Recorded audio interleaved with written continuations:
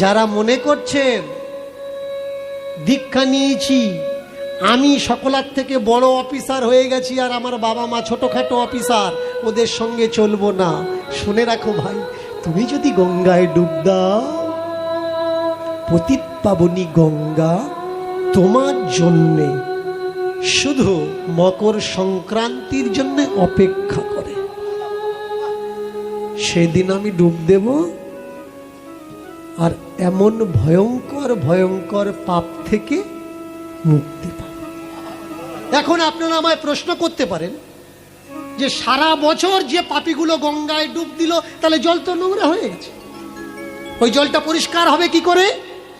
কখনো চলে যাবেন গঙ্গা সাগর, গিয়ে দেখবেন অ্যাজ এ ফার্স্ট মর্নিং 4টায়, 3টায়, 2:30টায় যাদের পরনে জামা কাপড় নেই, সরকার থেকে বাউন্ডেশন মেডিকেট করে দিয়ে তাদের রাস্তাগুলো ক্লিয়ার করা হয়, এরা আগে স্নান করবে। কেন না, সারা বছরের যে ওয়াটার, ডিস্টিল ওয়াটারটা ডিফেক্ট ওয়াটার হয়ে গেছিল, সেই ডিফেক্ট ওয়াটারের ভিতরে এই ওয়াল ক্লিনার মানুষগুলো যখন ডুব দেবে, তাদের স্পর্শে তৎক্ষণাৎ গঙ্গা পবিত্র হয়ে উঠবে। আর ওরা ডুব দেওয়ার পরে আবার গঙ্গা ডুব দেবে। এও আমায় বলতে পারেন যে বাবা, আমরা গত বছর গঙ্গাসাগর গেছিলাম কিন্তু আমরা চেঞ্জ হইনি। আছে না অনেক মানুষ, কি বাবা আছে? গঙ্গাসাগর যান, বলুন তো গঙ্গা স্নান করার সময় জুতোগুলো কোথায় রাখেন? একটু মাথায় বিচার করবেন। বাসায় রাখেন। খালি পায়ে যাবি, অসুবিধা কি আছে? এখান থেকে গঙ্গাসাগর কতটুকু? বেশি না? তাহলে মেনে চলুন, আপনি জুতোটা বাসায় রাখতে পারেননি, গঙ্গার ঘাটে এসে কোথাও রেখেছেন, আর আপনি ডুব দিচ্ছেন আর উঠে বললেন ওম অপবিত্র পবিত্র বা সর্বস্থান গত পীবা যৎ সরেত পণ্ডরিকাক্ষ वंतरः शुचि पापहं पाप कर्महं पाप आत्मा पाप संभवा त्राहिमान् पुंडरीकाक्ष सर्व पाप हर हरि। ओम गंगे च यमुनाश्चैव गोदावरी सरस्वती नर्मदे सिंधु कावेरी जलहस्तानि सन्निधिं कुरु कुरुक्षेत्रे गया प्रभास चैव पुष्कराणि च धर्माणि तीर्थानि भवन्त्यः पूजा काले। स्नान करलेन, स्नानेन गंगाः पुण्यनेन हन्ति। ओम गंगाय गंगोत्रीभ्यै स्वाहा सदायभ्यै कल्याणकारिण्यभ्यै स्वाहा स्वदायभ्यै स्वतायभ्यै तथादेवीभ्यै स्वाहा। আপনি স্নান করলেন, উঠলেন, আর এসে দেখলেন আপনার চপ্পল নেই, তখন বলুন কি হবে?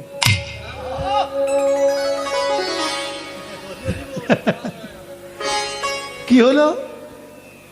এতক্ষণ তো পবিত্র হলেন, কিন্তু সামান্য একটা 30 টাকার দামের চটি আপনার ব্রেনকে ঘুরিয়ে দিল যে ওটা ওখানে নেই কেন। খুঁজে বের করে কন্ডিশন দেখলে দেখা যাবে জীবের মতো অবস্থা হয়ে গেছে চপ্পলটা, তবুও ওর মায়াটা আমি ছাড়তে পারছি না যে গেছে যাক। এই ভাবনাটা যদি মনে থাকে, গঙ্গা স্নানেন পুণ্যনেন হন্তি, এটা কখনো আসবে না। ত্যাগ দেওয়া শিখতে হবে। যতক্ষণ ত্যাগ না দেবেন ততক্ষণ পর্যন্ত স্নানেন পুণ্যনেন হন্তি আসবে না। দেখবেন যখন বাবাজিরা গঙ্গাসাগরে আসে আর যায়, স্নান করার সময় দেখবেন লাখো লাখো নাগা বাবা, যাওয়ার সময় দেখতে পান লাখো লাখো নাগা বাবা নাগা হয়ে যাচ্ছে, উলঙ্গ হয়ে যাচ্ছে। কেন? ওরা কোনো কিছুর মায়া রাখে না যে হে পতিত পাবনী गंगा तुम्हें हमको देना है लेना नहीं है। कपड़े में था तो घर था, जब घर छोड़ दिया तो कपड़े का जरूरत ही क्या है, जरूरत है नहीं है कपड़े का, इसलिए कपड़ा भी छोड़ दिया। जब घर में था खाने पीने के लिए सोचते थे, अब नहीं सोचते हैं, खाना पीना भी छोड़ दिया, क्योंकि हे मां पतित पावनी गंगे, तुम्हें देना है तुमसे लेना नहीं है। ভক্ত সে আমরা প্রত্যেকেই ভগবানের আগে মাথা টিকিয়ে বলি, ভগবান আমাকে দাও দাও দাও দাও। বলুন তো আমরা কে বলি যে ভগবান তুমি নাও, ভগবান তুমি নাও, ভগবান তুমি নাও। আমরা বলি ভগবান আমাকে ভালো রেখো, কেউ বলি না মন্দিরে ঢুকে ভগবান তুমি কেমন আছো। কন্ডিশন স্থিতি আগে বোঝো, কে আমি আর কেউ তফাৎটা কি। ওরা স্নান করলে কেন জল ক্লিন হবে, আমি স্নান করলে কেন ক্লিন হবে না, ভালো করে জেনে নিন। কোন নাগা বাবাকে চেক করে দেখবে, মাছ তুলে দেবেন বাবা খান, ও খেয়ে নেবে, কেন কি खाने के लिए भगवान भेजा। इसे अंतर करने वाला मैं कौन हूं, ये खाना नहीं चाहिए, ये खाना नहीं चाहिए, ये खाना नहीं चाहिए। ভালো করে খেয়াল করবেন, আমরা পৃথিবীতে এসে খাবার ডিবেট করলাম, এটা খাওয়া উচিত নয়, ওটা খাওয়া উচিত নয়, ওটা খাওয়া উচিত নয়, কিন্তু নাগা কি বলে, নাগা বলে ঠাকুর যা পাঠিয়েছে আমার খাওয়ার জন্য আমি তাই খাবো, এই ঠাকুরের পাঠানো খাবারকে আমি বিচার করব। ভালো করে খেয়াল করবেন মায়েরা, বুঝলে অনেক কিছু, আর না বুঝতে পারলে কিচ্ছু না। তাহলে কখনো বীজ দিয়ে নাগা বাবাকে পরীক্ষা করে দেখবেন, ও ফেলবে না, নষ্ট করবে না, ও খেয়ে নেবে। মদের বোতল দেবেন, গাঁজা তুলে দেবেন, যা দেবেন ও খাবে, কেন, ও জানে ভগবান আমার পাঠিয়েছে, এটা আমি তৈরি করিনি, যা আসবে যা জুটবে আমি তাই খাবো। সংসার ধর্ম সব থেকে বড় ধর্ম কেন বলা হলো, কেন কি সাংসারিক মানুষ মনে করে যা জুটেছে এটা ঠাকুরের অবদান, যা জুটবে তাই খাবো। কিন্তু যিনি সাংসারিক না, সংসারের ভিতরে তিনি গন্ডগোল পাকান, এটা খাস না, ওটা খাস না, এটা খাওয়া উচিত না, ওটা খাওয়া উচিত না। বলুন তো বিচার করে, আপনি পৃথিবীতে যত খাদ্যদ্রব্য আছে তার ভিতরে সবগুলো বাদ দিয়ে দুটো তিনটে খাবার খান, আর মানুষের বিচারে আপনাকে মানুষ বলা চলে না। আর যে সব খায় অথচ মানুষ তাকে বলে এর মতো মানুষ হয় না। বলুন তো কোনটা বেটার? ছেড়ে দিয়ে মানুষের গালাগালিটা নেওয়া ভালো, না সব কিছু খেয়ে আগে মানুষ হওয়া ভালো? ইথে আসা যাওয়া, যাওয়াই সার হয়, তোমার চরণে এই নিবেদন, এ মনুষ্য জন্ম যেন ধন্য হয়। এসেছি যখন এইবার, ওগো কৃপাময় সরকার, ভক্ত যেন করো না আমায়, মানুষ করার দরকার। আমি মালা তিলক নিয়ে মানুষকে ঘৃণা করতে চাই না, সাদা জামা কাপড় পরে মানুষের আশীর্বাদ কুড়াতে চাই। কখনো নিজেকে প্রশ্ন করবে, ভগবান রামকৃষ্ণ কালীর উপাসক ছিলেন, ছিলেন না মা? তার সব থেকে নিয়ারেস্ট ভক্তকে নরেন, স্বামী বিবেকানন্দ। নরেনের আশ্রমে যাবেন, মা কালীকে দেখতে পান?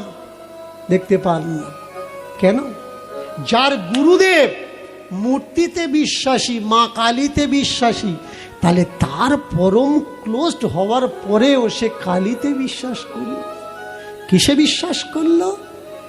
জীবে প্রেম করে যেই জন, সেই জন সেবিছে ঈশ্বর। ঈশ্বর খুঁজছিস কোথায়? আমরা উপরের দিকে তাকাই, উপরে ঈশ্বর, উপরে ঈশ্বর নেই। আমরা নিচের দিকে তাকাই, নিচে না, ঈশ্বর নেই। ঈশ্বর কোথায়? তোমার আমার মাঝে সম্মুখে যে আকার, এই আকার মিলিত হলে সে হয় সবাকার। সবাকার প্রতিধ্বনি একইতে সার, সেই সার উপলব্ধিতে হয় এক ঈশ্বর। যেখানে তুমি শেষ হয়ে যায়, যেখানে আমি শেষ হয়ে যায়, সেটা হয় ঈশ্বর। তাই আজ তাকিয়ে দেখুন, প্রদীপের নিচে অন্ধকার বললাম কেন? এমন মহান তীর্থে আপনাদের জন্ম, কিন্তু খোঁজ নিলে দেখা যাবে অনেকেই এখনো পর্যন্ত সে জায়গায় পৌঁছাতে পারেন। বর্ষা যখন হয় দেখবেন কেউ দরজা জানলা বন্ধ করে দেয়, আর কেউ কেউ ছুটে গিয়ে বর্ষায় ভিজতে থাকে। কেন? সাতী নক্ষত্রের জল যদি সেই বর্ষার সঙ্গে পড়ে, আমার তো জানা নেই সাতী নক্ষত্রের বর্ষাটা হচ্ছে কিনা। আর এই বর্ষায় যদি আবগাহন করি সিক্ত শরীর, আমি যদি ভিজিয়ে নিই, হতেও তো পারে क्या पता সপ্ত ঋষির মণ্ডলের সেই জল আমার মাথায় পড়বে, আমার গায়ে পড়বে, আর আমি এই সাধারণ মানুষ থাকবো না, অসাধারণ হয়ে যাবে। আর কিছুদিন পরে দেখবেন গঙ্গা স্নান আসে না মা? কি মা আছে না? গঙ্গা স্নান ভালো করে খেয়াল করবেন। আমরা বলি গঙ্গা স্নান, অনেকে বলে গঙ্গা স্নান, অনেকে বলে গঙ্গায় স্নান, কিন্তু না, গঙ্গার স্নান। আমাদের স্নানের কথা বলেননি, মানুষের স্নানের কথা বলেননি। কার স্নানের কথা বলেছেন? গঙ্গার স্নান। ওই যোগটা এমন একটা যোগ, এই যোগে গঙ্গা দেবী ডুব দেন গঙ্গার জলে, আর সারা বছরের যে পাপ, সেই পাপ থেকে তিনি পরিষ্কার হন। অনেকে বলতে পারেন এ আবার কিরকম ধরনের কথা? গঙ্গাতে ডুব দিলে মানুষের পাপ মুক্ত হয়, কিন্তু গঙ্গা ডুব দেবে কেন? গঙ্গার আবার কিসের পাপ? তত্ত্ব বললে শোনো, অনেকে বলে যে ঝুল ঘরে ঢুকবো কিন্তু গায়ে ঝুল লাগবে না, তুমি যত সাবধানে ঘর সাফ সাফাই করো না, কিন্তু গা তোমার কালি হবে। সব পাপের মধ্যেও এমন কিছু পাপ আছে, সেই পাপীদের মুক্তি দিতে গিয়ে মা গঙ্গা পাপী হয়ে যান। একটু কথাগুলো খেয়াল করবে। সেই পাপের মধ্যে কোন কোন পাপ, কেমন এ ক্যাটাগরির পাপ, বি ক্যাটাগরির পাপ, সি ক্যাটাগরির পাপ, অনেক ক্যাটাগরির পাপ আছে। তার ভিতরে ডেঞ্জারাস জোন কিছু পাপ আছে। সেই পাপটা কি? ভালো করে শুনুন। যদি ছোট বড়র আজ্ঞাকে স্বীকার না করে, পালন না করে, এটা ডেঞ্জারাস পাপ। ছোট ভাই বড় ভাইয়ের যদি উপেক্ষা করে কিছু করে, তার আদেশ বিনা কিছু করে, এ ভয়ঙ্কর পাপ। কোনো বাচ্চা যদি তার বাবা মা গুরুজনের আদেশ অপেক্ষা করে, মানে ঘোড়া ডিঙিয়ে ঘাস খাওয়া যাকে বলে আর কি, তেমন কিছু করে, তাহলে এ ভয়ঙ্কর পাপ। যদি কোনো স্ত্রী তার স্বামীকে উপেক্ষা করে কিছু করে, আপনাদের এ সাইডটা হয়তো নেই, আমি অনেক জায়গায় যাই দেখেছি তো, স্বামী যদি কিছু বলেছে, স্ত্রী আগের থেকে বলে দেয় চুপ করে, তুমি বেশি জানো, তুমি কথা বলো না, তোমার থেকে আমি বেশি জানি। স্বামীকে উপেক্ষা করা এ বড় ভয়ঙ্কর পাপ। এ মেয়ে যদি গঙ্গায় ডুব দেয় তার পাপ তো নাশ হবে, তার সঙ্গে সঙ্গে মা গঙ্গা দেবী পাপে পড়বে। আর একটা কোন পাপ দেখবেন, নতুন করে একটা সিস্টেম চালু হয়েছে। সেটা কি, যদি কোনো মানুষ তীর্থে যায় তার জোর করে দীক্ষা দিয়ে দিয়ে, কখনো গিয়ে দেখবেন, আপনি বলবেন যে আমি দীক্ষা নিয়েছি, ও হবে না, কাজ করনি, তার জন্য ওই দীক্ষাটা ক্যান্সেল হয়ে গেছে, তোমার আবার নেওয়া লাগবে। এই যে জোর করে দীক্ষা দেওয়ার পরে তুমি যখন গুরুদেবকে ফোন করলে যে বাবা আমি তো নিরামিষ খাই, শাকাহারি খাই, কিন্তু আমার বাবা মার জন্য আমি পাচ্ছি না, গুরুদেব আদেশ দিয়ে দেয় যে বাবা মা তোমার সৎপথে সাথ দেয় না সে বাবা মা তুমি রেখো না, ত্যাগ দাও। কত বড় মূর্খের মতো কথা দেখো। যাকে তুই আজকে শিষ্য করলি, ওই মাছ খাওয়া বাবা মা যদি না থাকতো তুই পেতিস কোথা থেকে? তুই বলছিস শুদ্ধিকরণ, কি শুদ্ধি তুই করবি? ওর গায়ের চামড়াটা মাছ খেকো, হাড়টা মাছ খেকো, মাংসটা মাছ খেকো, বুদ্ধিটা মাছ খেকো। অনেকে বলে দীক্ষা না নিলে তার হাতের জল স্পর্শ করা উচিত না, অদীক্ষিতের সঙ্গ কখনো করা উচিত না, অদীক্ষিতের সঙ্গে কখনো যাওয়া উচিত না, যারা দীক্ষা নেয় না তার বাড়ি খাওয়াও উচিত না। বলতে শুনেছেন না? কখনো কখনো বলতে তো শুনেছেন, কি মায়েরা বলেন এমন কথা? একটু সাড়া দেওয়া লাগবে, গল্প তো এখন যে শুনছে মেনে চলুন। আমি ঠাম্মা বা দিদিমা, আপনারা নাতি নাতনি, এখন হ্যাঁ হু যদি না দেন তাহলে কিন্তু গল্প মজা আসবে, হ্যাঁ হুটা দেওয়া লাগবে। প্রেম সে বলুন হরি হরি। এবার মেনে চলুন, ওই বাবাজি ট্রেন থেকে এখান থেকে অন্য কোথাও যাচ্ছে, ভালো করে খেয়াল করবেন। Not a bad comments, is a physics, যুক্তি সিদ্ধান্ত। যে লোকটা ট্রেন চালাচ্ছে মেনে চলুন সে দীক্ষা নেয়নি, বাবাজি কি ড্রাইভারকে জিজ্ঞাসা করে বাবা দীক্ষা নিয়েছো কিনা, তবে তোমার ট্রেনে আমি পা দেব? কি অবাক করে? যে ভ্যানটায় উঠেছে টাইমে যাওয়া লাগবে, মেনে চলুন কোনো মিয়া ড্রাইভার চলে এসছে, বাবাজি কি বলবে যাবো কি যাবো না? দীক্ষা টিক্ষা তো পরের কথা, উঠবে কি উঠবে না? গ্রামে এসেছে, কালেকশন করছে কেন না, রাস পূর্ণিমায় আমাদের আশ্রমে বড় অনুষ্ঠান হবে, যতটুকু পারেন সাহায্য করুন। এবার গ্রামের সাধারণ মানুষরা তারা বলে বাবা আমরা তো নবদ্বীপ, বৃন্দাবন, মথুরা, গয়া, প্রয়াগ যেতে পারবো না, তা মথুরার থেকে আপনি এসছেন যখন, হরিদ্বার থেকে এসছেন যখন, বৃন্দাবনের থেকে এসছেন যখন, আপনার সেবা করলে আমার বৃন্দাবন যাওয়া হয়ে যাবে।